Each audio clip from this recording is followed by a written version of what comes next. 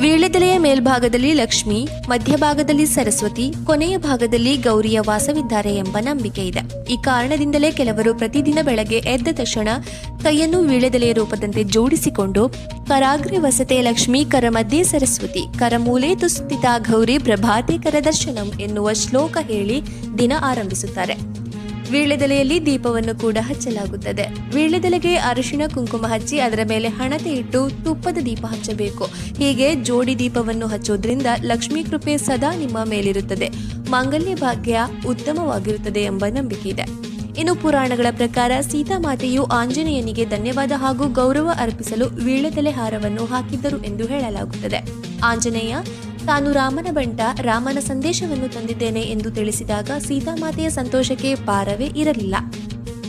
ಆಂಜನೇಯ ಸೀತೆಯ ಆಶೀರ್ವಾದ ಕೋರಿದಾಗ ಸೀತೆಯ ವೀಳ್ಯದೆಲೆಗಳನ್ನ ಕಿತ್ತು ಹಾರ ಮಾಡಿ ಆಂಜನೇಯನಿಗೆ ಹಾಕಿದಳಂತೆ ಎಂದು ಹೇಳಲಾಗುತ್ತದೆ. ಹಾಗೆಯೇ ಜಾನಪದ ವೈದ್ಯದಲ್ಲಿ ವೀಳ್ಯದೆಲೆಯನ್ನ ಔಷಧವಾಗಿಯೂ ಬಳಸಲಾಗುತ್ತದೆ.